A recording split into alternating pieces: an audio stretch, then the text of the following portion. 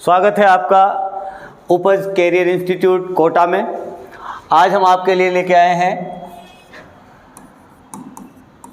S 2024 की answer की, जिसके आधार पर आप मिलान करके आपके रिजल्ट का आकलन करेंगे। फर्स्ट क्वेश्चन है पानी पानी होना मुहावरे का अर्थ है। फर्स्ट क्वेश्चन का आंसर है बहुत लज्जित होना।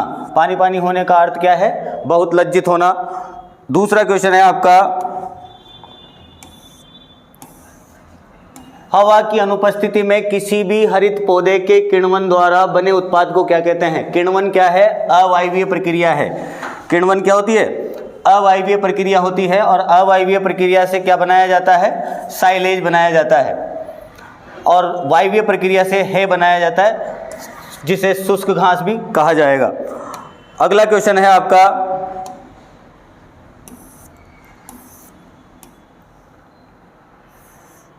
स्वतंत्रता सेनानी और उनका मूल स्थान कहाँ है? उन्होंने कहाँ कार्य किया? जैसे कुमान कुसुम गुप्ता कोटा से संबंधित है, लक्ष्मी देवी आचार्य बीकानेर से संबंधित है, भगवती देवी उदयपुर से संबंधित है और सावित्री देवी भाटी जोधपुर से संबंधित है। तो इस हिसाब से मिला लेंगे।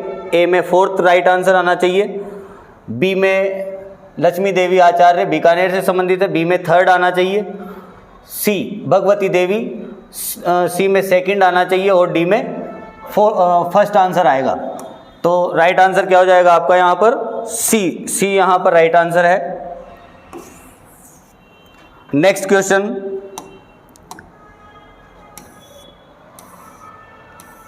सहृदय शब्द का सही विलोम शब्द है। सहृदय मतलब हृदय के साथ, और यहाँ पर हृदय रहित यहाँ पर जो है इसका विलोम शब्द रहेगा। तो हृदय रहित कौन सा शब्द जो है हृदय रहित को इंगित करता है? सुहृदय। इसमें अच्छा हृदय होता है। हृदयहीन मतलब हृदय रहित। हृदय पूर्ण मतलब इसमें भी हृदय पूर्ण मतलब सहृदय का पर्यायवाची शब्द है। कुहृदय मतलब बुरा हृदय। ठीक है, तो राइट आंसर क्या है आपका? सहृदय मतलब हृदय के साथ, तो हृदयहीन यहाँ पर राइट आंसर आ जाएगा। तो यहाँ पर राइट आंसर क्या है? बी हृदयहीन। नेक्स्ट क्वेश्चन है आपका किसने जैसलमेर में 5 पटवा हवेली का निर्माण किया? तो जैसलमेर में पटवा हवेली का निर्माण गुमान चंद पटवा ने किया। तो राइट आंसर क्या रहेगा आपका यहाँ पर? सी यहाँ पर राइट आंसर रहेगा। पटवा हवेली कहाँ पर स्थित है? जैसलमेर में स्थित है। अगला क्वेश्चन है आपका राजस्थान में किस क्षेत्र में सुंदर कांति जोशी पुरस्कार दिया जाता है? तो राजस्थान में सुंदर कांति जोशी पुरस्कार जो दिया जाता है वो महिला क्रिकेट के लिए दिया जाता है। तो राइट आंसर क्या रहेगा? ए। नेक्स्ट क्वेश्चन, निम्नलिखित में से कौन सा क्षेत्र धनिया का व्यापक स्तर पर उत्पादन करता है? तो धनिया का सबसे ज़्यादा उत्पादन झालावाड़ में होता है, और झालावाड़ यहाँ पर ऑप्शन नहीं है। तो यहाँ पर राइट आंसर जो आएगा वो क्या आ जाएगा? कोटा। क्योंकि धनिया बीकानेर, जोधपुर, जयपुर यहाँ पर नहीं होता। तो बीज मसाला फसल है जो हाडोती में सबसे ज़्यादा होती है, और हाडोती का यहाँ पर कौन सा डिस्ट्रिक्ट दिया हुआ है? कोटा डिस्ट्रिक्ट, जो कि राइट आंसर है। तो यहाँ पर राइट आंसर आपका क्या रहेगा? डी। नेक्स्ट क्वेश्चन,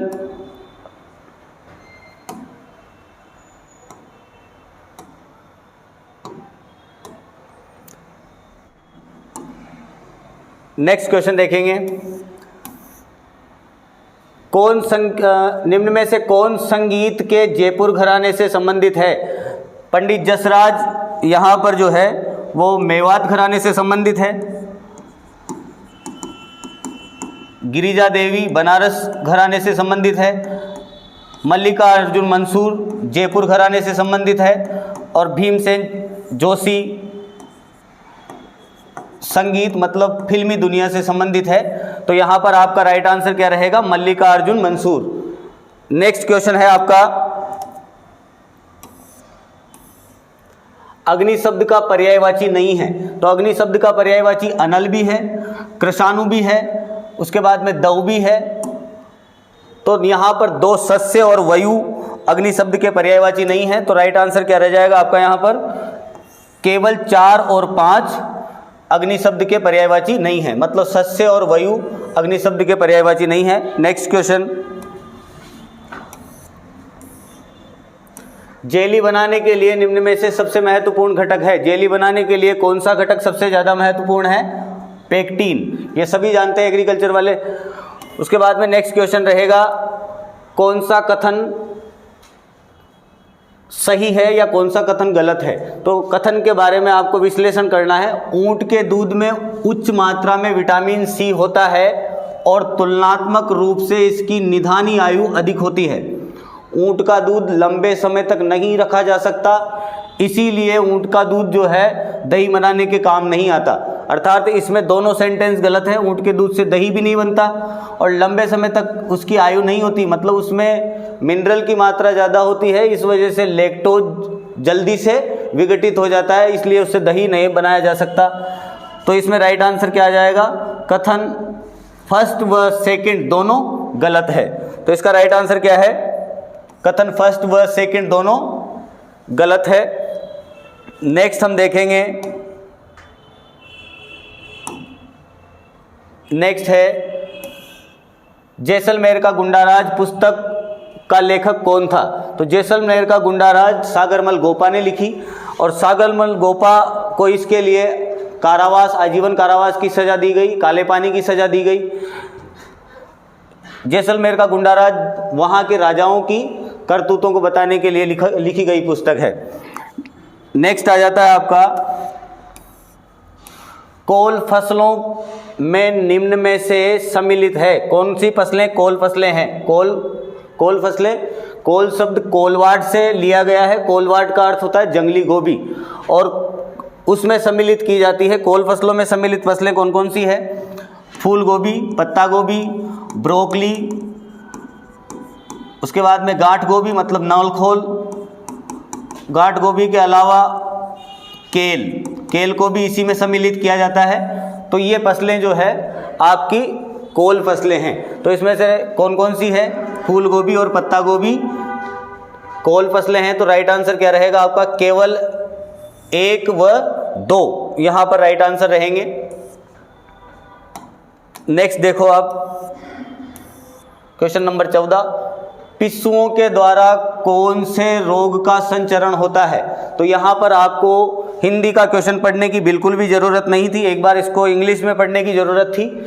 पिस्सू मतलब होता है फ्लिया और यहाँ दिया हुआ है टिक, जिसका अर्थ होता है बरूथी या चिचड़ी कह सकते हैं। टिक को क्या कह सकते हैं अपन? चिचड़ी। तो चिचड़ी ज्वर किससे होता है? चिचड़ी ज्वर होता है बेविसिया बाइजेमिना।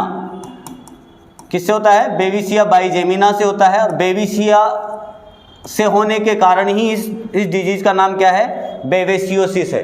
क्या नाम है? बेवेसियोसिस।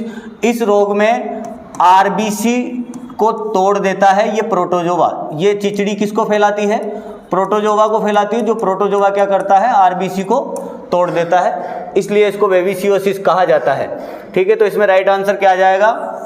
बेविसियोसिस। अगर मान लो आप हिंदी में पढ़ करके इसका आंसर देते तो इससे जो है विषाणु फैलाए जाते हैं। क्या फैलाए जाते हैं?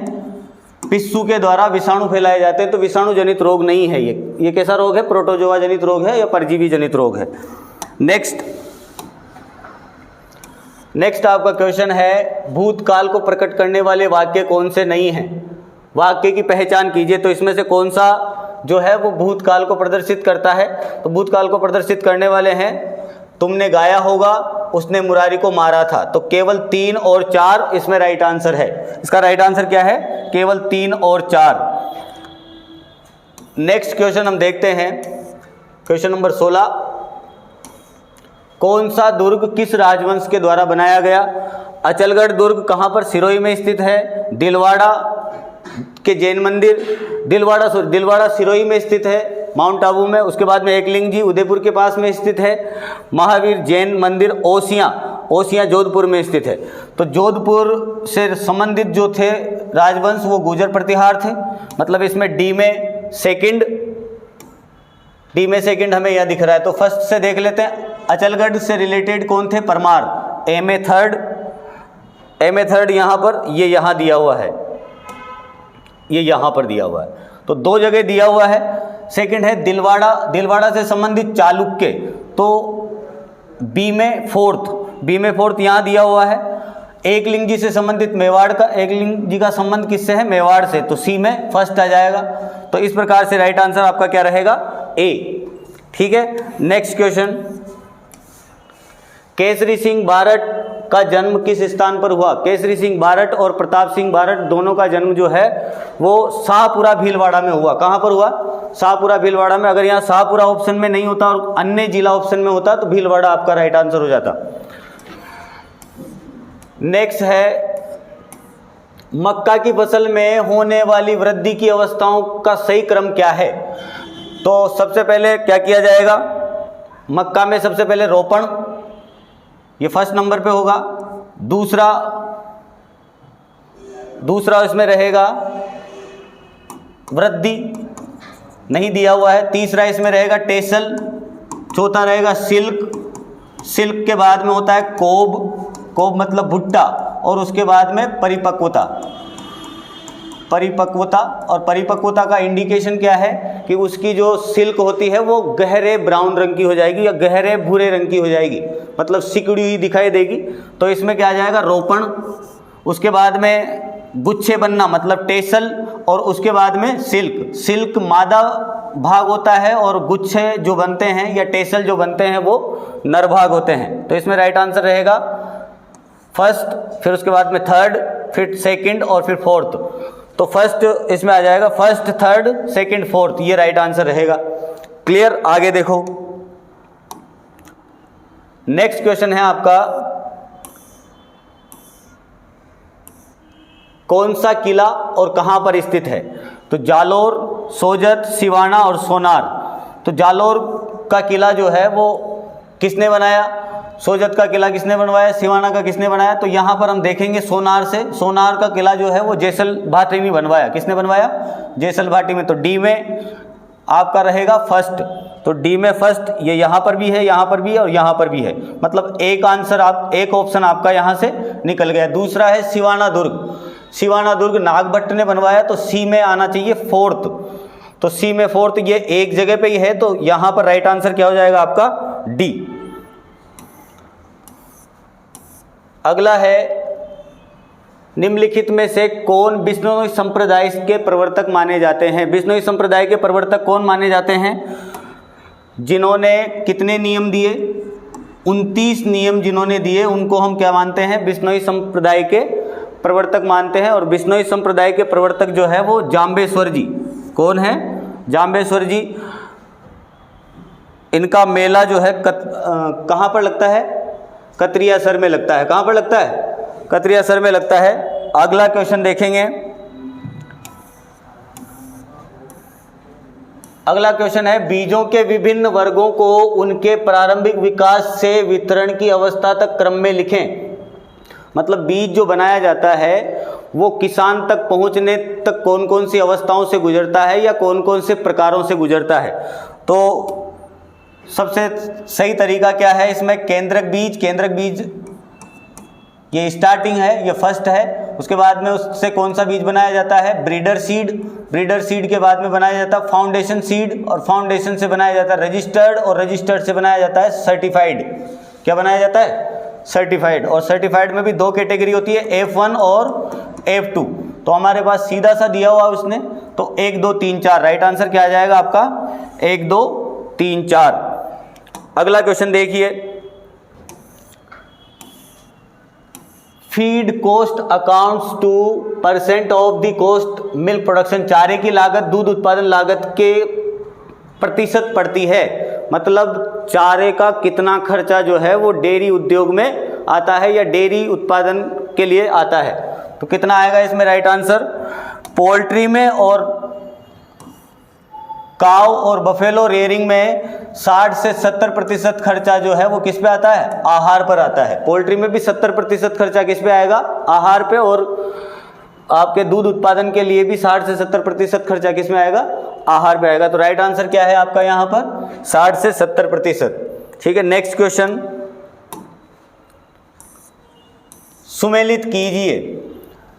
यहां पर देखना है स्वतंत्र का उल्टा क्या है? स्वाधीन का उल्टा क्या है? तो स्वतंत्र का परतंत्र, स्वाधीन का पराधीन, कृतज्ञ का कृतज्ञ और ईमानदार का बेईमान। तो यहां पर राइट आंसर क्या है आपका? ए। राइट आंसर होगा ए। नेक्स्ट क्वेश्चन देखेंगे। नेक्स्ट क्वेश्चन आपका पशुपालन से है। जानवर और नस्ल को सुमेलित करना है। जानवर में बकरी, बकरी की नस्ल कौन सी है? यहाँ पर सिरोही। बकरी की नस्ल कौन सी है? बकरी की नस्ल है सिरोही। भेड़ की नस्ल है पुंगल। गाय की नस्ल है मालवी और ऊंट की नस्ल है गोमट। तो ये इस सीक्वेंस से हम जो है आगे इसको मिला लेंगे और अपना राइट आंसर क्या आ जाएगा इसमें? ए, जिसमें ए में थर्ड दिया हुआ है, मतलब ए में सिरोही, बकरी की नस्ल सिरोही है। उसके बाद में भेड़ की नस्ल पुंगल, गाय की नस्ल मालवी और ऊंट की नस्ल गोमट। तो इसके आधार पर अपना आंसर क्या रहेगा? ए आंसर सही है। नेक्स्ट क्वेश्चन है question number 25।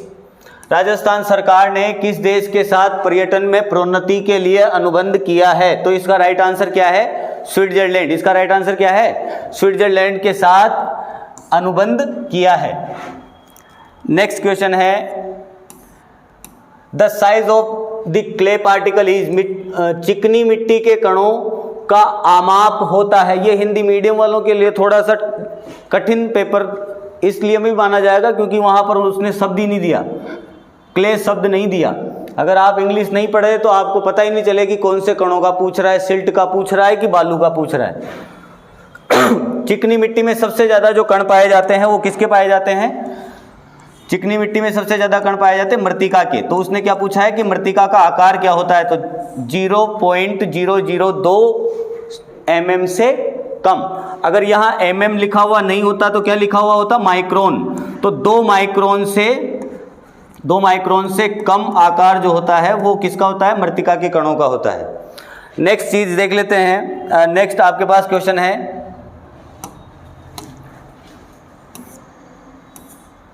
Mycorrhiza is, next यहाँ हिंदी में देखेंगे। कवकमूल बड़े पौधों के मूल तंत्र और कवक के बीच सहजीवी संबंध है। कवकमूल क्या है? यहाँ लिखा ही हुआ है, जड़ और कवक के बीच में संबंध है। इसमें आपको कोई दिमाग नहीं लगाना था, सीधा सीधा है। यहाँ राइट आंसर क्या आ जाएगा? कवक। और ये कवक जो है वो फास्फोरस को अवशोषित करके पौधों को उपलब्ध करवाता है। यह अंतः माइकोराइजा होता है जो फास्फोरस उपलब्ध कराता है पौधों को। और ये हायर प्लांट पे रहेगा। कहाँ रहेगा?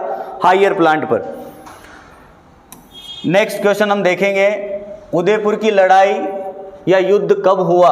उदयपुर का युद्ध जो है वो 1760 में 1680 में हुआ। तो उदयपुर की लड़ाई किस किस के मध्य हुई थी? वहां के 2 लोकल राजाओं के मध्य जो लड़ाई हुई है उसे हम उदयपुर की लड़ाई के नाम से जानते हैं, जो कब हुई? 1680 में। कब घटित हुई? 1680 में। नेक्स्ट क्वेश्चन देख लेते हैं। Which element are highly mobile in plant? कौन सा पोषक तत्व है जो पौधों में अत्यधिक गतिशील होता है? तो पौधों में अत्यधिक गतिशील पोषक तत्व है नाइट्रोजन, पोटेशियम, फास्फोरस। इन तीनों के लक्षण निचली पत्तियों पर दिखाई देते हैं। इसके लक्षण जो है वो कहाँ दिखाई देंगे? कलिकाओं में दिखाई देते हैं। मतलब ये अगतिशील होता है। अगतिशील कैसा पोषक तत्व है? ये अगतिशील पोषक तत्व है। और इसके साथ एक और पोषक तत्व है बोरोन। बोरोन और कैल्शियम पौधे में अगतिशील होते हैं। तो यहाँ पर राइट आंसर क्या आ जाएगा आपका? फर्स्ट, सेकंड और फोर्थ राइट आंसर आ जाएगा। नेक्स्ट देखते हैं,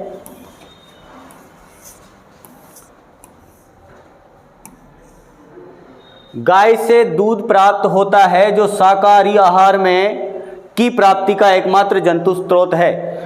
सभी खाने में पाए जाने वाले सभी तत्व जो है वो वनस्पति से लिए जा सकते हैं। किसके अलावा?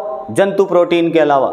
मनुष्य के भोजन में लगभग 20% जो है वो जंतु प्रोटीन आवश्यक होती है। 80% प्रोटीन वह वनस्पति से ले सकता है। तो उस 20% की प्रोटीन की पूर्ति के लिए मनुष्य को दूध का सेवन करना अति आवश्यक होता है। तो जंतु प्रोटीन को दूध से लिया जाता है और दूध में प्रोटीन एक जो है वो शाकाहारी आहार का स्रोत है दूध में। ठीक है। नेक्स्ट अपन तो इसमें राइट आंसर क्या आ जाएगा, सेकंड ओनली। क्या आ जाएगा, सेकंड। तो प्रोटीन दूसरे नंबर पे दिया हुआ है तो राइट आंसर आ जाएगा यहाँ पर सेकंड ओनली, तो ए आंसर आ जाएगा। क्या आ जाएगा, ए।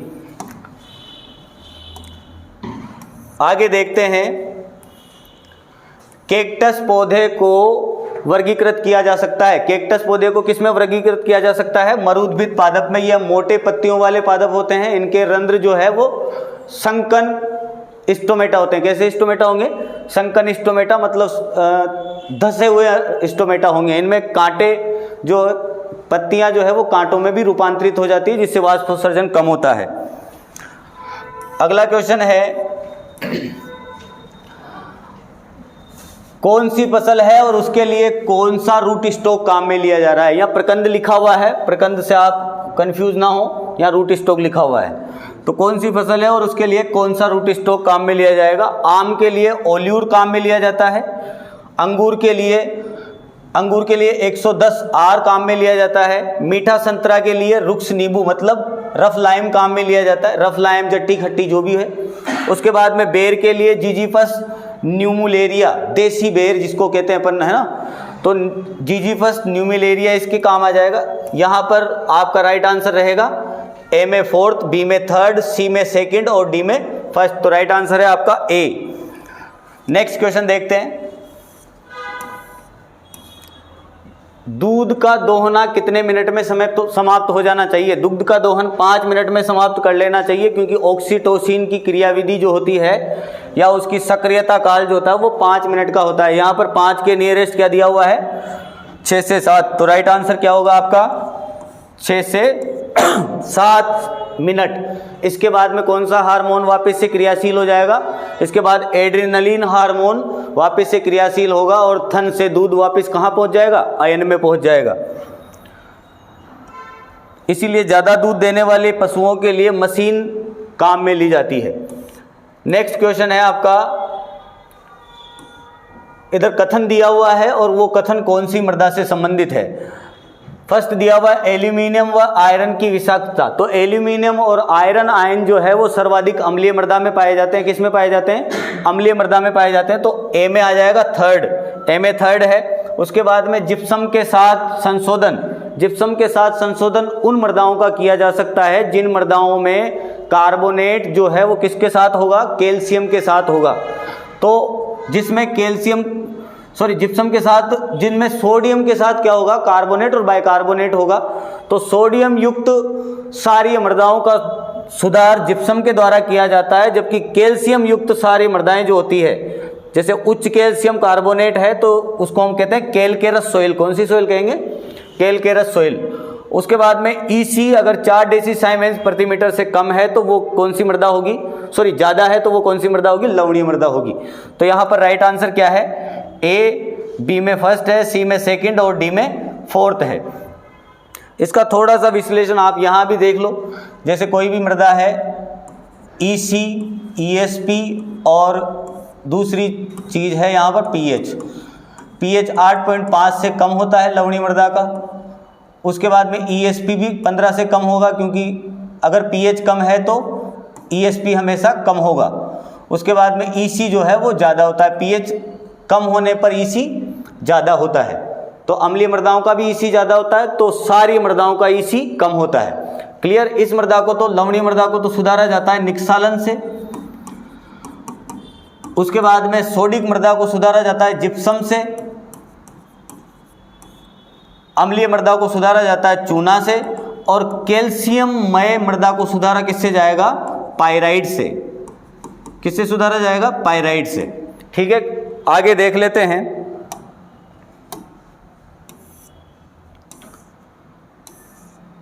निम्नलिखित में से कौन सी रचना महाराणा कुंभा द्वारा रचित नहीं है। तो यहाँ पर राइट आंसर आपका आ जाएगा संगीत राज। क्या राइट आंसर आ जाएगा, संगीत राज। बाकी सभी रचनाएं जो है महाराणा कुंभा ने लिखी है, मतलब उनकी पुत्री वागीश्वरी ने भी कई सारी रचनाओं का निर्माण किया है। आगे देख लेते हैं। किसी आदर्श स्क्वैश में फलों के रस की न्यूनतम सांद्रता कितनी होनी चाहिए। तो सभी प्रकार के स्क्वैश में सांद्रता कितनी होती है, 25%। कितनी होगी? 25% सांद्रता होगी। नेक्स्ट देखते हैं, rennet is used for the preparation of which dairy product. निम्नलिखित में से कौन से डेयरी उत्पाद को बनाने के लिए रेनेट पाउडर का प्रयोग किया जाता है? रेनेट पाउडर दूध को जमाने का काम करता है। इसको 2 ग्राम काम में लिया जाता है। 100 किलो दूध में कितने ग्राम काम में लिया जाता है? 2 किलोग्राम। मतलब 2 ग्राम को कैसे डाला जाएगा 100 किलो दूध में? इसके लिए उसको 50 बार डाइल्यूट किया जाएगा। उस 2 ग्राम को कितने पानी में मिलाया जाएगा? लगभग 100 ग्राम पानी में मिला करके या 100 ml पानी में मिला करके पूरे दूध में आराम से उसको डाल सकते हैं। तो चीज़ बनाने के लिए या चेडर चीज़, कौन सा चीज़ बनाने के लिए काम में लेते हैं रेनेट पाउडर को? चेडर चीज़ बनाने के लिए काम में लिया जाता है। नेक्स्ट क्वेश्चन देख लेते हैं, 2020-21 में प्रति व्यक्ति दूध की उपलब्धता कितनी थी? 444 ग्राम प्रति व्यक्ति। ठीक है, 444 ग्राम पर कैपिटा पर डे, ये दूध की उपलब्धता थी। दूध की उपलब्धता कैसे निकाली जाती है? कुल दूध उत्पादन में हम जनसंख्या का भाग देंगे तो उससे अपने पास जो आएगा वो प्रति व्यक्ति दूध उपलब्धता आ जाएगी। तो प्रति व्यक्ति दूध उपलब्धता, वैसे भारत का दूध उत्पादन वर्तमान में कितना है? वर्तमान में लगभग जो है वो 300 मिलियन टन के आसपास दूध उत्पादन है भारत का। कितना है? 300 मिलियन टन के आसपास। नेक्स्ट हम देख लेते हैं, आटे दाल का भाव मालूम होना। तो कई सारे बच्चों को पता लग भी गया होगा ये पेपर सोल्व करके कि आटे दाल का भाव क्या है। वास्तविक स्थिति का पता लगना, आटे दाल का भाव मालूम होना, इसका अर्थ है वास्तविक स्थिति का पता चलना।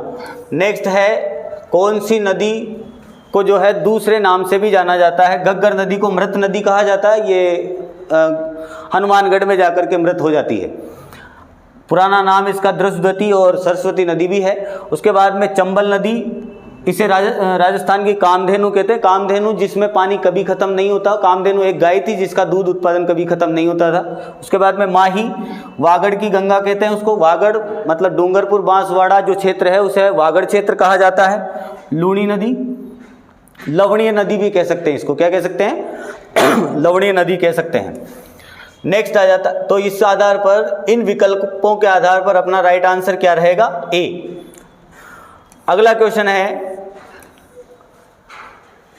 कौन सी नस्ल किस पशु की है? बीटल बकरी की नस्ल है, नागौरी गाय की नस्ल है, नीली रावी भैंस की नस्ल है जिसे पंचकल्याणी कहते हैं, मेरिनो भेड़ की नस्ल है जिससे सबसे ज़्यादा ऊन मतलब 5 से 9 किलोग्राम ऊन प्राप्त की जाती है।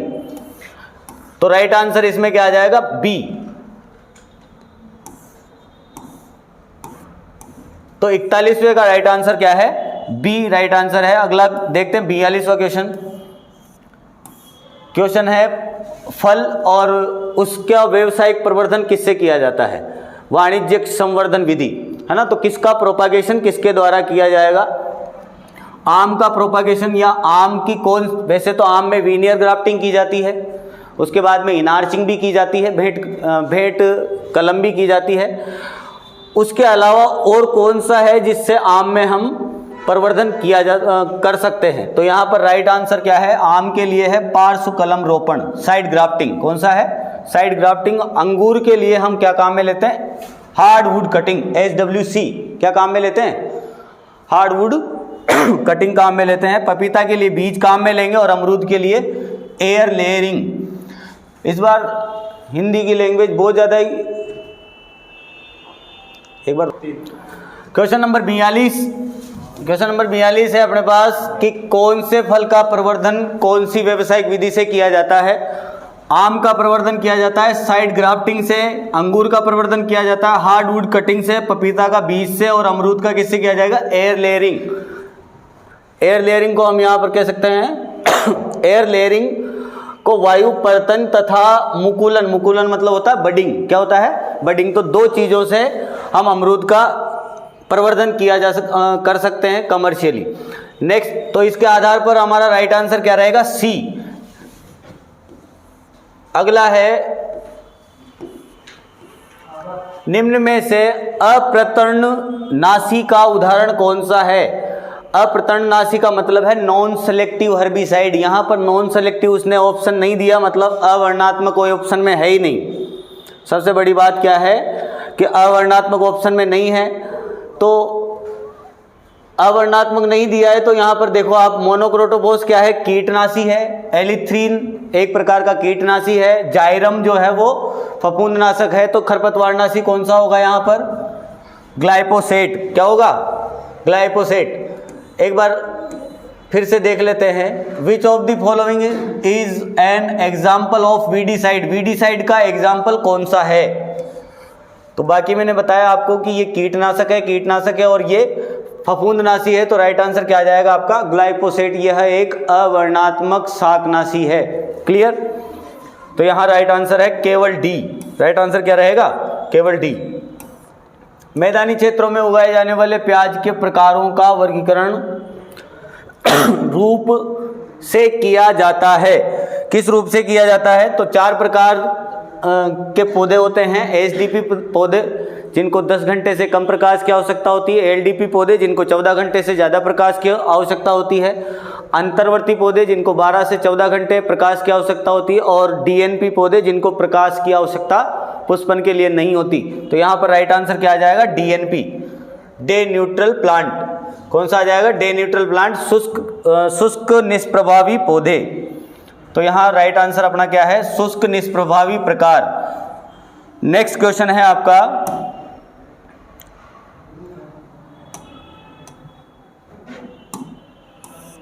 नेक्स्ट क्वेश्चन है, सब्जियां दी हुई है और उनकी कौन कौन सी किस्में हैं। तो गाजर की किस्म है पूसा आसिता, फूल गोभी की कौन सी है, पूसा मेघना, भिंडी की हरका अनामिका, और लहसुन की भीमा पर्पल। तो इस आधार पर राइट आंसर क्या है आपका, डी। ए में 3rd, बी में 4th, सी में 1st और डी में 2nd राइट आंसर है। अगला देख लेते हैं, राजस्थान में प्रथम वन नीति की घोषणा कब हुई। राजस्थान में प्रथम वन नीति की घोषणा 2010 में हुई। तो राइट आंसर क्या है इसमें, 2010, मतलब ए आपका राइट आंसर है। अगला क्वेश्चन है, सब्जी और सब्जी से संबंधित क्रोमोसोम, किसमें कितने क्रोमोसोम होते हैं। यहाँ पर हम देखेंगे, कैरेट मतलब गाजर में क्रोमोसोम की संख्या होती है कितनी, 16। उसके बाद में मटर में क्रोमोसोम की संख्या होती है 14। साधारण टमाटर में क्रोमोसोम की संख्या होती है 24, और प्याज में 16 होती है। मेरे ख्याल से कितनी होती है, प्याज में 16 होती है और गाजर में 18 होती है। एक बार इसको करेक्ट कर लेंगे। देखो, गाजर में क्रोमोसोम की संख्या कितनी होती है, 18। टमाटर में क्रोमोसोम की संख्या होती है 24। साधारण प्याज में क्रोमोसोम की संख्या होगी 16, और मटर में मटर और चना दोनों में 14-16 होती है। ठीक है, तो ये आपका राइट आंसर है यहाँ पर सी। यहाँ पर राइट आंसर क्या होगा आपका, सी। अगला क्वेश्चन देखते हैं, जिसका जन्म पहले हुआ हो उसको क्या कहते हैं, अग्रज। जिसकी गिनती पहले की जाती हो उसे अग्रगण्य कहते हैं। जो पहले दे दिया जाए उसे क्या कहते हैं, अग्रिम। और जो सबसे आगे रहता है उसे हम क्या कहते हैं, अग्रणी कहते हैं। तो आपका इस हिसाब से आपका राइट आंसर क्या है, बी। जिसमें ए में क्या आएगा, 3rd, बी में क्या आ जाएगा, 1st आ जाएगा, और सी में आ जाएगा आपका 2nd, और डी में आ जाएगा आपका 4th। ठीक है, नेक्स्ट क्वेश्चन हम देखते हैं, क्वेश्चन नंबर 49। यदि आप किसी डेयरी गाय जिसका बछड़ा 36 घंटे पहले पैदा हुआ है, उस गाय का निम्न गुण यहाँ पर प्रदर्शित किए, तापमान और उत्तेजना बढ़ी हुई है, कठोर व अस्थिर चाल है, अपना सिर पीछे की ओर मोड़कर उधर की ओर देखते हुए बैठी है, तो आप निम्न में से कौन सा उपाय अपनाएंगे। मतलब अगर वो पीछे की ओर उधर की ओर मुंह मोड़कर बैठी हुई है तो अर्थात उसमें रोग हुआ है कौन सा, मिल्क फीवर। कौन सा रोग हुआ है, मिल्क फीवर हुआ है। दूसरा, तापमान और उत्तेजना बढ़ी हुई है। तो तापमान उत्तेजना बढ़ने का मतलब ये है कि इसमें ये भी देखना है कि तापमान उत्तेजना नहीं बढ़ती। वैसे तापमान बढ़ेगा नहीं, दुग्ध ज्वर में तापमान क्या हो जाता है, कम हो जाता है, सामान्यतः क्या हो जाता है, कम हो जाता है। तो दोनों बातें यहाँ पर सामने आ रही है, तो हमें क्या है, इसमें एक से अधिक लक्षण यहाँ पर देखने पड़ेंगे। तो उधर की ओर मोड़ के बैठने का मतलब है कि उसके जो है थन में कोई ना कोई प्रॉब्लम है। तो यहाँ पर राइट आंसर आपका क्या आ जाएगा, थन के चौथाई भाग को हवा से फुलाना और बंधे हुए चूचुकों के साथ मालिश करना, मतलब यहाँ पर दिया हुआ है इसने। उसके बाद में अगला दिया हुआ है बछड़ा देने के पहले 3 दिन गाय को अंशतः दोहन करना, मतलब जो है प्रैक्टिस करनी है आपको वहाँ पर दूध निकालने की और उनको थोड़ा थोड़ा ढीला करना पड़ेगा। राशन में कैल्शियम का योग करना, राशन में कैल्शियम का योग करना और कैल्शियम बोरोग्लूकोनेट का टीका देना। तो CBG का टीका जो है वो मिल्क फीवर में तुरंत आराम के लिए दिया जाता है। किसके लिए दिया जाता है? CBG का टीका जो दिया जाता है दुग्ध ज्वर में तुरंत आराम के लिए दिया जाता है, जिससे कि आपके खून में या मतलब जो जंतु के खून में कैल्शियम, ब्लड सीरम में कैल्शियम की मात्रा अचानक से बढ़ जाए। तो यहाँ पर राइट आंसर क्या आ जाएगा आपका? 2, 3 और 4 ऑप्शन सही है, क्योंकि कैल्शियम का इंजेक्शन देने के बाद में राशन में सम्मिलित करने की कोई ज़रूरत नहीं है। क्लियर? नेक्स्ट क्वेश्चन हम देखते हैं। राजस्थान के किस स्थान पर अनार का उत्कृष्टता केंद्र स्थित है? तो इसमें राइट आंसर क्या आ जाएगा आपका? ढिढोल बस्सी। तो ढिढोल बस्सी में अनार का उत्कृष्टता केंद्र स्थित है। उसके बाद में नेक्स्ट है पैराक्वाट को शाकनाशी के अंतर्गत वर्गीकृत किया जाता है। पैराक्वाट क्या है? अवर्णात्मक शाकनाशी है। यहाँ पर अवर्णात्मक शब्द नहीं दिया गया है, तो यहाँ पर राइट आंसर क्या आ जाएगा? सर्वांगी। जो समस्त पौधे को खत्म कर देता है या समस्त पौधों को खत्म कर देता है, उनको हम क्या कहते हैं? सर्वांगी कहेंगे। ठीक है। नेक्स्ट आपका रहेगा क्वेश्चन नंबर 52। कौन से रोग का लक्षण क्या है? FMD रोग है आपका, FMD। तो FMD रोग में क्या लक्षण रहेंगे? FMD में रहेंगे उसके मुंह में छाले हो जाएंगे, तो A में थर्ड। उसके बाद में मेस्टाइटिस मतलब थनेला, थनेला में क्या हो जाएगा? थनों में सूजन आ जाएगी। मेरेक्स विषाणु द्वारा होता है, तो एक टांग का अग्रवर्ती विस्तार हो जाता है और दूसरी का पश्चवर्ती विस्तार हो जाता है। मतलब एक टांग आगे रहती है, एक टांग पीछे रहती है, और पशु जो है वो तेज बुखार में रहेगा। मतलब पक्षी का बुखार जो है वो मतलब टेम्परेचर 43 डिग्री सेंटीग्रेड तक पहुंच जाता है। उसके बाद में आ जाता है कीटोसिस। कीटोसिस क्या होता है? कार्बोहाइड्रेट का कीटोन में परिवर्तन। यह भी एक उपापचय रोग है। इसमें क्या होता है? जानवर गोला बनाते हुए चलता है। कैसे चलेगा? जानवर गोला बनाते हुए चलता है। तो राइट आंसर आपका यहाँ पर क्या रहेगा? ए में थर्ड, बी में फोर्थ, सी में फर्स्ट और डी में सेकंड यहाँ पर आ जाएगा। नेक्स्ट हम देख लेते हैं, निम्न में से सम्मिश्र उर्वरक का उदाहरण है कौन सा कंपाउंड फर्टिलाइजर है? ऐसे फर्टिलाइजर जिनमें एक प्राथमिक पोषक तत्व होता है उन्हें हम क्या कहते हैं? एकल उर्वरक। जिनमें 2 प्राथमिक पोषक तत्व होते हैं उन्हें हम क्या कहते हैं? या 3 प्राथमिक पोषक तत्व होंगे उन्हें हम क्या कहेंगे? जिसमें 2 से ज्यादा प्राथमिक पोषक तत्व है उन्हें हम कहते हैं सम्मिश्र उर्वरक। तो कौन से? एसएसपी में एक ही है फास्फोरस, एमओपी में एक ही है पोटास, यूरिया में एक ही है, एमाइड फॉर्म में होता है नाइट्रोजन, और डीएपी में नाइट्रोजन भी है और फास्फोरस भी है। तो यहाँ पर संयुक्त उर्वरक कौन सा होगा? डीएपी। अगला देख लेते हैं, निम्नलिखित में से किसने राजस्थानी भाषा में साहित्य अकादमी युवा पुरस्कार 2023 प्राप्त किया? तो यहाँ राइट आंसर क्या है आपका? देवीलाल माहिया। राजस्थानी भाषा एवं साहित्य अकादमी पुरस्कार 2023 जो है वो देवीलाल माहिया ने प्राप्त किया है। अगला क्वेश्चन है आपका, दूध को कितने टेम्परेचर पर ठंडा किया जाता है? दूध को ठंडा किया जाता है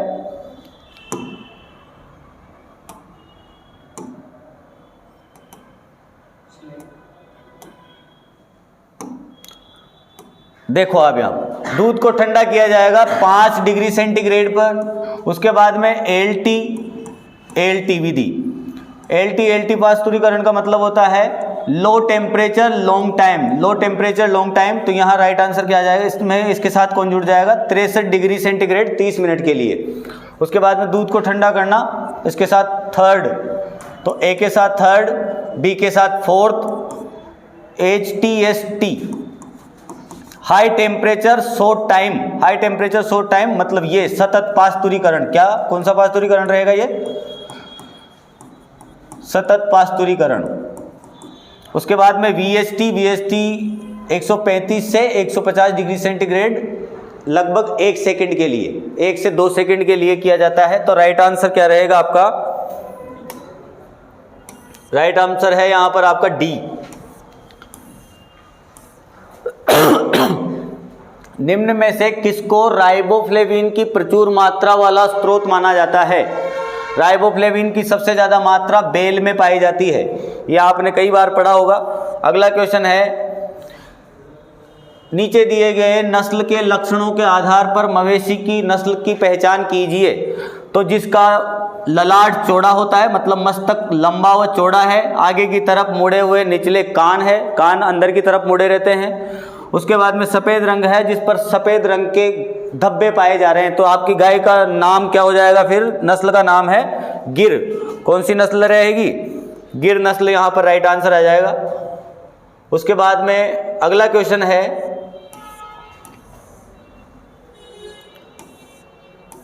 अमरूद के लिए निम्न में से क्या सही नहीं है? अमरूद में कौन सी क्रिया नहीं की जाती? तो सस्य नियमन भी होता है, उसके बाद में उसमें विल्टिंग भी होती है, उसका मुख्य रोग है। तो उसके बाद में बंकन भी होता है, बंकन मतलब टहनियों को मोड़ना, बेंडिंग। उसके बाद में रक्षक आवरण, रक्षक आवरण उसमें नहीं बनाया जाता।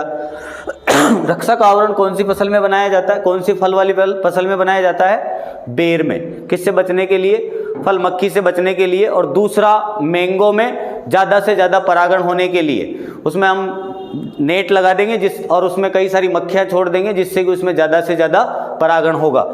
अगला देख लेते हैं। तो इसमें राइट आंसर है केवल 4। इसमें राइट आंसर क्या हो जाएगा? केवल 4 हो जाएगा। अगला देख लेते हैं, क्वेश्चन नंबर 59। निम्नलिखित में से कौन सा स्थान राजस्थान में पशुपालन का सबसे प्राचीन प्रमाण प्रस्तुत करता है? तो कालीबंगा। जुते हुए खेतों के साक्ष्य वहीं पर मिलते हैं, और खेत जुतेंगे किसकी वजह से? बैलों की वजह से। ठीक है, तो पशुपालन भी कहाँ होगा सबसे पहले? तो ये अच्छा, बहुत अच्छा लॉजिक है। ऐसे लॉजिक से भी आप क्वेश्चन सोल्व कर सकते हो।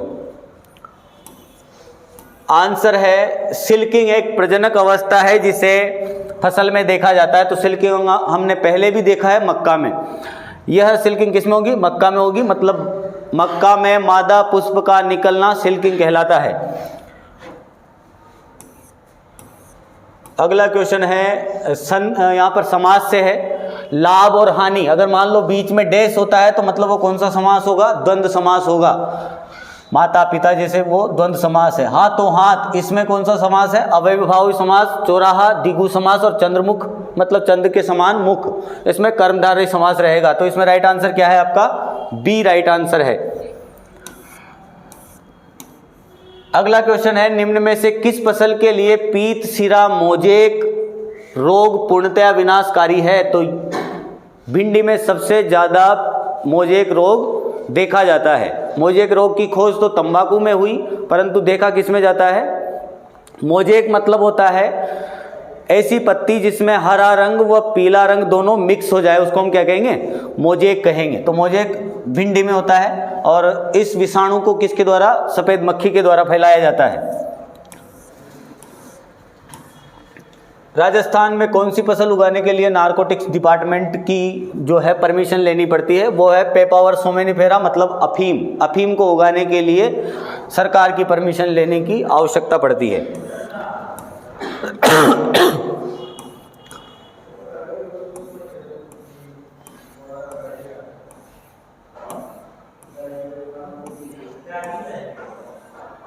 हाँ, अगला क्वेश्चन है आपका कि कौन सा टेस्ट किसके लिए किया जाता है?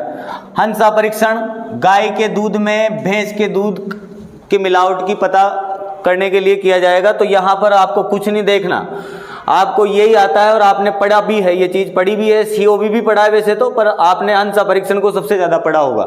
तो यहाँ पर दिया हुआ है डी में सेकंड। तो डी में सेकंड ए की जगह है, तो ए की बार में आपका आंसर आ जाएगा। कुछ करना ही नहीं है, और कोई से टेस्ट को बोले जानो मत जानो कोई मतलब नहीं है। हंसा परीक्षण सभी के द्वारा पढ़ा जाता है। नेक्स्ट आपका क्वेश्चन है मिलान करने का, कि किसका पर्यायवाची क्या है। जैसे यहाँ पर हम देख लेते हैं, सबसे पहले गणेश का पर्यायवाची है विनायक, आम का पर्यायवाची सहकार, इंद्र का है पुरंदर, और गर्दभ मतलब गधा, गधा को हम क्या कहते हैं, दूसरा नाम क्या है उसका, वैशाख नंदन, क्योंकि वो आलसी होता है इसलिए। तो यहाँ राइट आंसर क्या आ जाएगा आपका, डी। क्या आ जाएगा, डी। निम्नलिखित में से किस फल की फसल लवणीय तथा सोडीय मृदा में उगाने के लिए सुग्राही है? ऐसी फसल जो लवणीयता को और सारीयता दोनों को सहन कर लेती है, अर्थात लवणीयता सारीयता का सीधा सा मतलब क्या है यहाँ पर, कि ऐसी फसल जो ESP को सहन कर लेती है, मतलब एक्सचेंजेबल सोडियम परसेंटेज अगर मान लो ज़्यादा है तो उसको सहन कर सकती है, उसके प्रति प्रतिरोधकता दर्शा सकती है, तो वो फसल है कौन सी आपकी, बेल। बेल सबसे ज़्यादा प्रतिरोधक होती है, बेर इनमें से सबसे कम होगी, इन सब में सबसे कम कौन सी है, बेर। वो सबसे कम प्रतिरोधक है, मतलब वो संवेदनशील है, और ये बेल क्या है यहाँ पर, सहनशील फसल है। नेक्स्ट देख लेते हैं,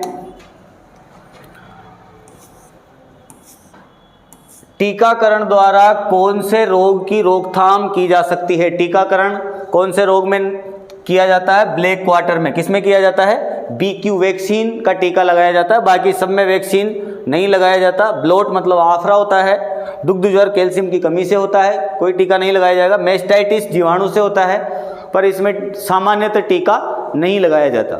कई जगह आपको यहाँ पर मस्तिवेग देखने को मिल सकता है, पर सामान्यतः किस में लगाया जाता है रोकथाम के लिए, ब्लैक क्वार्टर में लगाया जाता है। ब्लैक क्वार्टर भैंसों में सबसे ज़्यादा होने वाला रोग है।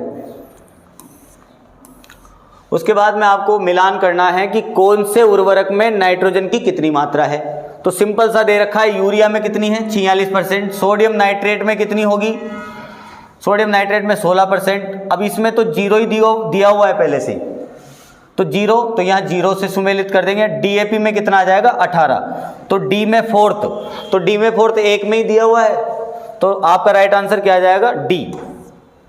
अगला है, अंक का अनेकार्थी शब्द नहीं है, तो आंख अंक का अनेकार्थी शब्द नहीं है। अंक मतलब होता है बाहों में भर लेना, अंकन किसे कहते हैं, बाहों में भर लेना, उसको अंकन कहते हैं। तो यहाँ आंख से कोई रिलेशन ही नहीं है उसका।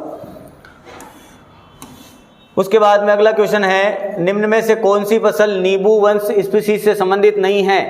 कौन सी नींबू से संबंधित नहीं है, किन्नो भी है, मीठा संतरा भी है। कटहल नींबू वंश से मतलब रूटेसी से संबंधित नहीं है। मैंडरीन भी, यहाँ पर छोटा संतरा भी जो है वो रूटेसी से संबंधित है। तो तीन फसलें जो है वो नींबू वर्ग की किससे, नींबू वंश से संबंधित है। मतलब इसमें राइट आंसर क्या आ जाएगा आपका, 1, 2 और 4। तो राइट आंसर है आपका ए। ठीक है, नेक्स्ट, फलीदार बीजों में किसकी स्थिति का त्वरित आकलन करने के लिए फेरिक क्लोराइड परीक्षण किया जाता है? तो यहाँ पर उसने केमिकल का नाम तो नहीं दिया, पर ये दे दिया कि जैसे शरीर की क्रिया के लिए, यांत्रिक के लिए, जैविक और फिर रासायनिक के लिए और अनुत्तरित प्रश्न। इसको तो हम देख ही नहीं रहे क्योंकि ये कोई काम का नहीं है, इसको तो भरना है अगर आप नहीं करते हो तो। तो यहाँ पर जो है मैं आपको बता दूं, फलीदार बीजों में फेरिक क्लोराइड परीक्षण जो है वो फिनोल के लिए किया जाता है। किसके लिए किया जाता है, फिनोल के लिए। और फिनोल का संबंध रासायनिक से है। किससे है, रासायनिक से संबंध है। आगे हम देख लेते हैं, थॉमसन सीडलेस जो है वो अंगूर की किस्म है। किसकी किस्म है, अंगूर की किस्म। तो राइट आंसर क्या आ जाएगा इसके लिए, D. Which city of Rajasthan is called the mehndi नगरी? मेहंदी नगरी कौन सी सिटी को कहा जाता है? तो सोजत की मेहंदी राजस्थान में सबसे ज़्यादा प्रसिद्ध है। और आपको ये भी पता होगा कि राजस्थान देश की लगभग 98% मेहंदी उत्पादित करता है। कितनी प्रतिशत मेहंदी उत्पादित करता है, 98%। बाकी 2% होती होगी कहीं ना कहीं। उसके बाद में निम्नलिखित में से क्या अंबिका दत्त व्यास द्वारा लिखित नहीं है? अंबिका दत्त व्यास ने जो है विजयपाल रासो नहीं लिखा। विजयपाल रासो जो है वो करौली का राजा, करौली राजवंश से संबंधित है विजयपाल रासो। पवन पचासा, ललिता और बिहारी विहार तीनों रचनाएं अंबिका दास व्यास द्वारा लिखी हुई है। केवल विजयपाल रासो ही उसने नहीं लिखा। तो यहाँ पर राइट आंसर क्या आ जाएगा आपका, विजयपाल रासो। नेक्स्ट है, निम्नलिखित में से कौन सा कथन कुक्कुट हैजा के संदर्भ में उचित नहीं है? तो कुक्कुट हैजा, आप तो हैजा को देख लो। यहाँ पर हैजा जो है वो जीवाणु के द्वारा होता है। किसके द्वारा होता है? जीवाणु। और जीवाणु का नाम है विब्रियो कोलेरी। क्या नाम है? Vibrio cholerae. तो यहाँ पर सीधा दिया हुआ है यह विषाणु द्वारा होता है, तो एक ही आंसर गलत है इसमें। केवल 4, तो राइट आंसर क्या आ जाएगा? केवल 4। ये विषाणु के द्वारा नहीं होता, जीवाणु के द्वारा होता है। किसके द्वारा होता है? जीवाणु के द्वारा। अगला है धान की फसल की अवस्थाओं को सही क्रम में व्यवस्थित करें। तो धान की फसल में सबसे पहले तो बीज लगाएंगे, फिर उसको बीज से जो पौध बनेगी उसको ट्रांसप्लांट करेंगे, फिर उसके बाद में उसमें टिलरिंग होगी। क्या होगी? टिलरिंग होगी। और टिलरिंग के बाद में पुष्पगुच्छ उत्तेजन होगा, मतलब फिर उसके बाद फूल आएंगे। तो फर्स्ट, फिर उसके बाद में सेकंड, थर्ड और फोर्थ, मतलब 4 3 1 2। 4 3 1 2 जहां भी दिखेंगे वो आपका राइट आंसर रहेगा। 4 3 1 2।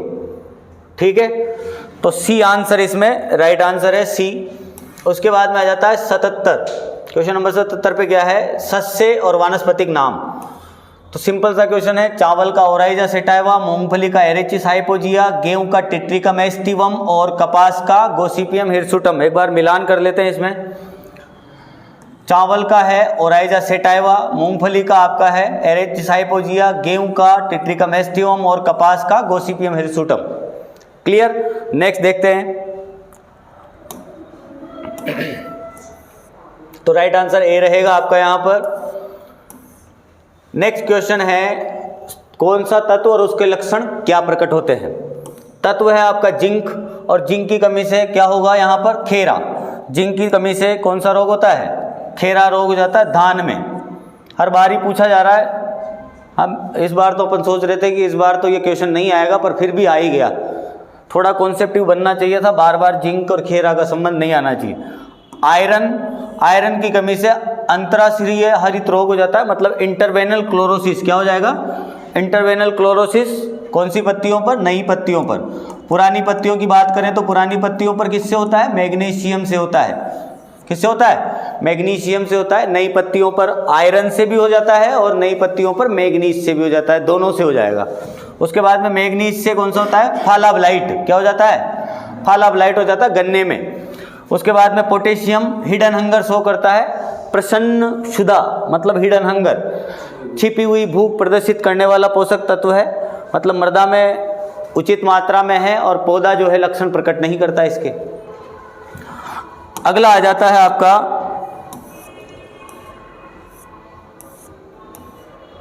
निम्न में से कौन सी प्रजाति के दूध में वसा की मात्रा ज्यादा पाई जाती है? कौन सी प्रजाति के दूध में वसा की मात्रा ज्यादा होगी? तो गाय के दूध में वसा कम होती है, बकरी, ऊंट, इन सब के दूध में वसा की मात्रा कम होती है। अगर यहाँ पर भेड़ होता तो भेड़ राइट आंसर रहता, परंतु यहाँ पर अब राइट आंसर क्या रहेगा? भैंस राइट आंसर रहेगा। तो भैंस में औसत वसा जो होती है वो 7% होती है। कितनी प्रतिशत होगी? 7% भैंस के दूध में औसत वसा होती है। उसके बाद में मवेशियों में किसी जानवर के कुल शुष्क भोजन में कितने मोटे चारे या मोटे अनाज जो चारे हैं जिनको हम रफेज कहते हैं, और बाकी बचे हुए मतलब सकेंद्रीय चारे मतलब कंसंट्रेट सम्मिलित किए जाते हैं। तो 2/3 और 1/3। 2/3 तो चारे और 1/3 रफेज कंसंट्रेट मतलब दाने शामिल किए जाएंगे। ठीक है। अगला है अमेरिकी मृदा वर्ग व्यवस्था के अनुसार मृदा को कितने गणों में विभाजित किया गया है? According to US soil taxonomy system, soil is classified into how much order? तो ऑर्डर क्या रहेंगे आपके? जैसे आवागामी हाउस, ऐसे हम पढ़ते हैं इसको।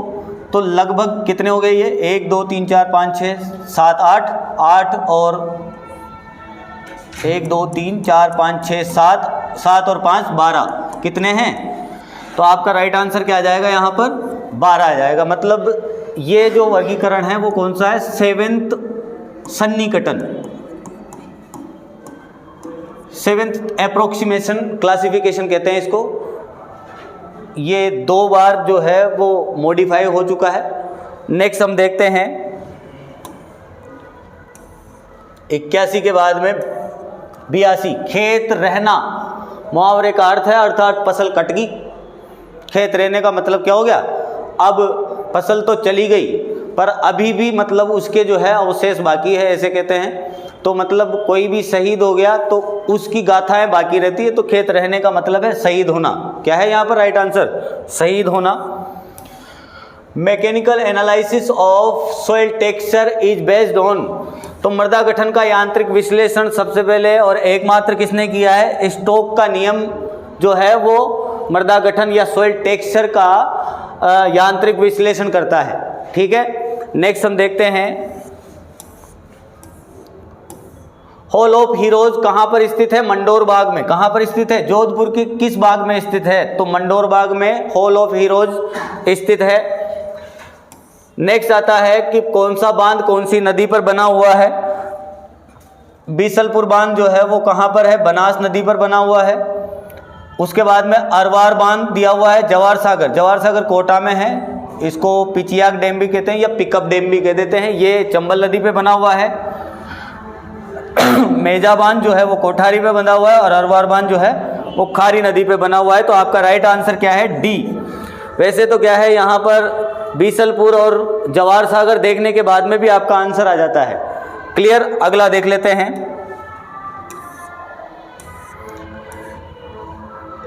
बैक्टीरियल डिजीज कौन सी है? कौन सी जीवाणु जनित रोग है? जीवाणु जनित रोग कौन सा है? मिल्क फीवर नहीं है। रानीखेत विषाणु से है। फुट एंड माउथ एफएमडी जो है वो विषाणु से होता है। तो रक्त स्त्रावी पूर्ति जीव रक्तता, अजीब नाम दिया है उन्होंने, इसका अर्थ होता है गलघोटू।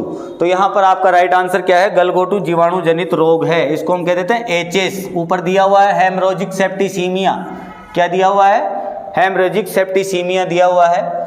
तो राइट आंसर आपका रह जाएगा यहाँ पर गलघोटू। अगला देख लेते हैं क्वेश्चन नंबर 87। कौन सी फसल को अधिकतम जल की आवश्यकता होती है? तो राइट आंसर है आपका चावल। चावल में जल मांग होती है 900 से 2500 mm या 90 से 250 सेंटीमीटर। यह इसकी जल मांग है, मतलब इतनी गहराई तक सिंचाई करेंगे उसके पूरे जीवन काल में। Next,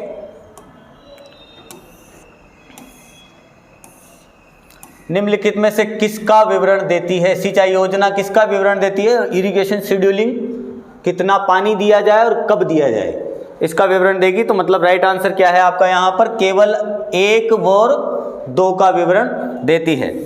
Pusa Pragati is an important variety of उद्यान मटर। यह पूसा प्रगति उद्यान मटर की इंप्रूव्ड वेराइटी है। नेक्स्ट क्वेश्चन है आपका कि बीजामृत बनाने के लिए क्या प्रयुक्त किया जाता है? तो बीजामृत बनाने के लिए गोबर व मूत्र दोनों ही प्रयोग किए जाएंगे। तो राइट आंसर क्या आ जाएगा आपका? केवल 1 और 2 यहाँ पर राइट आंसर है। Question number 91। किसे भारत का टाइगर मैन के नाम से जाना जाता है? तो कैलाश सांकला भारत के टाइगर मैन कहलाते हैं। तो राइट आंसर क्या है आपका? कैलाश सांकला। उसके बाद में शुद्ध वाक्य की पहचान करनी है। शुद्ध वाक्य क्या है इसमें? निम्नलिखित में से शुद्ध वाक्यों की पहचान कीजिए। साहित्य और जीवन घोर संबंध है। इस समय आपकी अवस्था 40 वर्ष की है। मैं गाने की कसरत कर रहा हूँ। मैं आप पर श्रद्धा रखता हूँ और श्री कृष्ण के अनेकों नाम है। तो इसका राइट आंसर क्या है? इसका राइट आंसर है 1 और 2। केवल 1 और 2 इसके राइट आंसर है। केवल 1 और 2। आगे देखते हैं। मवेशियों के ओसारे की लंबी धुरी का उन्मुखीकरण होना चाहिए। उन्मुखीकरण मतलब मवेशियों का जो बाड़ा हम बना रहे हैं या पशुशाला जो बनाएंगे उसमें लंबाई कैसे रखेंगे? तो लंबाई पूर्व से पश्चिम रखेंगे और चौड़ाई जो है उत्तर से दक्षिण रखी जाएगी। पूर्व से पश्चिम चौड़ाई रखने का उद्देश्य पशुओं को उपयुक्त प्रकाश व ताप मिलना होता है। अगला हम देख लेते हैं 94। वाणिज्यिक स्तर पर मतलब व्यवसायिक स्तर पर खजूर के पौधों का प्रवर्धन किससे किया जाएगा? मतलब ऑफशूट से। प्रशाखाएं मतलब ऑफशूट से किया जाता है। नेक्स्ट आता है आपका क्वेश्चन नंबर 95। मिलान करना है कि किससे क्या किया जा सकता है। तो यहाँ पर दिया हुआ है कि डिप किसके लिए करेंगे? तो ए में आपका क्या आ जाएगा? फोर्थ डिपिंग किसके लिए करेंगे? बाह्य परजीवी के लिए। जहां पर बाह्य परजीवी है उस पर पूरा हम पाहा लगा सकते हैं, रुई में भिगो करके उसको लगा सकते हैं, उसको हम क्या कहते हैं? गर्की कहते हैं। क्या कहेंगे? गर्की। और दूसरा है ड्रेंचिंग, भीगना। तो ड्रेंच, भीगने का मतलब है उसको पूरा भिगोना है, तो ये किसके लिए होगा? इसमें बी में दिया हुआ है थर्ड, आंतरिक परजीवियों के लिए उसको पूरा भिगोना पड़ेगा। मतलब जैसे आपके कोई कृमि है तो कृमि के लिए हम उसमें नीला तोता का प्रयोग कर सकते हैं। उसके बाद में आ जाता है स्प्रेइंग। स्प्रेइंग किसके लिए किया जाता है? स्प्रेइंग किया जाता है रोगाणुओं को खत्म करने के लिए। और इंजेक्शन किसके लिए दिया जाएगा? टीके के लिए। किसके लिए दिया जाएगा? टीके के लिए इंजेक्शन दिया जाता है। अगला आ जाता है जबानी जमा खर्च। मुहावरे का सही अर्थ निम्न में से कौन सा है? केवल बात ही करना, जबानी जमा खर्च। उसके बाद में शुद्ध वाक्य का चयन कीजिए। मुझे आपके साथ चलना है, मैंने मेरी कलम मेज पर रख दी है, देश में सर्वस्व शांति होनी चाहिए, तूफान आने का संदेह है, और अनुत्तरित। तो राइट आंसर इसमें क्या हो जाएगा? तूफान आने का संदेह है, मतलब इसकी आशंका जताई जा रही है कि अंदेशा है, वो लक्षण देख करके वातावरण के और बता रहा है कि भाई तूफान आ सकता है। क्वेश्चन नंबर 98, जल अपर्दन के प्रकारों को उनके प्रभाव के आरोही क्रम के अनुसार व्यवस्थित करें। तो पहला तो होता है स्प्लेश इरोजन, मतलब बौछार सरण। दूसरा होता है परत इरोजन, सीट इरोजन। उसके बाद में तीसरा होता है रिल इरोजन, और चौथा होता है गली इरोजन। तो सेकंड, फर्स्ट और थर्ड। तो राइट आंसर क्या है इसमें? राइट आंसर हो जाएगा आपका पहले सेकंड आएगा, फिर उसके बाद में फर्स्ट आएगा, ठीक है। तो राइट आंसर क्या आ जाएगा इसमें? ए। इसमें राइट आंसर क्या है? ए राइट आंसर है। क्लियर? आगे देख लेते हैं।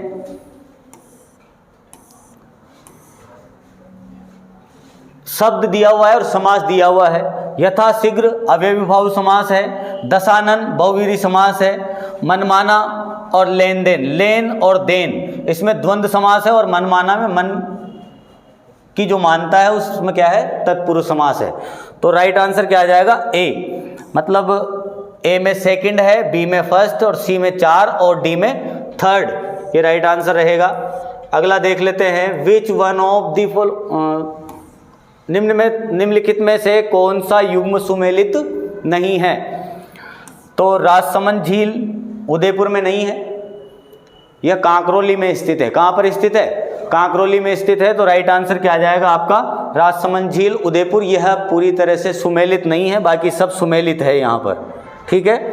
तो ये आपके 100 क्वेश्चन थे। धन्यवाद।